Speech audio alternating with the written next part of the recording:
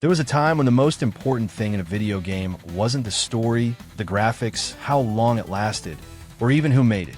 In that era, the most important thing was that the game was entertaining, simple yet challenging, and that you could compete with your friends either in the same game or via high score.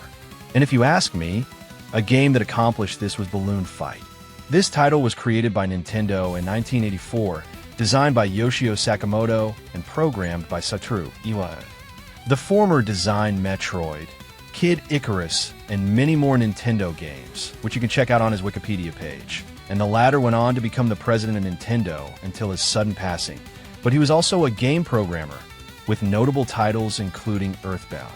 The game was originally designed for arcades, and later adapted for Nintendo's new console, the NES, being one of those launch titles that debuted with the system.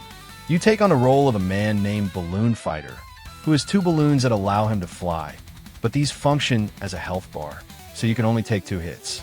Your objective is to defeat the masked men, who have 1 balloon. To defeat them, you need to hit them twice. The first hit pops their floating balloon, and when they're on the ground, you just have to touch them to finish them off. The masked enemies have the same objective as you, which is to pop your balloons. For both to reach their goal, you and the enemies, you have to hit only the balloon. If you hit them anywhere other than the balloon, you'll simply bounce off. However, enemies can do it with the beak on their mask, so you have to be careful. One strategy is to simply hit them from above and drop down to finish them off. Although you can not only kill them this way, sometimes you can just drop them into the water and they'll be swallowed by a fish. But this also applies to you, because if you get too close to the water, you'll be devoured too. If you spend too long on the same level, the clouds that serve as decoration will start shooting sparks.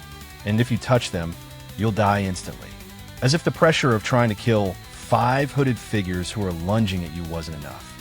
Something that increases the difficulty is that when you get a balloon popped, you won't be able to recover it until you reach a bonus screen. This makes every hit you take crucial, because there's no way to recover even when you pass the level, increasing the adrenaline you feel while playing this game and making you take good care of each balloon you're given. But when you get to this bonus screen, your balloons are restored.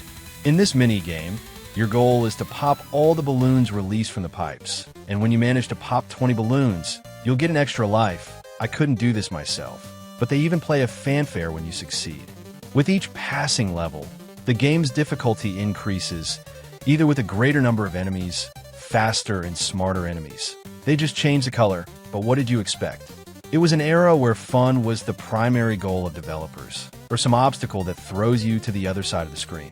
Another mechanic the game uses is that the side edges don't exist. You don't change screens when you touch them. Simply when you reach the edge, you appear on the opposite side. The game has no end, or at least I couldn't reach it, but at a certain point the levels start repeating with higher difficulty. Another strategy that always works is that at the beginning, enemies don't start with balloons. They have to inflate them, so if you touch them at that moment, you can kill them. But when you pop their balloon and leave them for a while, they will inflate their balloon again and it will have a different color, improving their skills. So whenever you have an enemy, kill them as fast as possible, otherwise they'll become a nuisance. Besides the single-player mechanics mentioned before, it has 2 other modes. The second allows you to play this game with a friend, and if you ask me, it's much more fun to play it that way, because you can also kill your friend, so instead of killing enemies, you'll immediately go after your buddy. But if you resist and play seriously, it has the same mechanics as single player.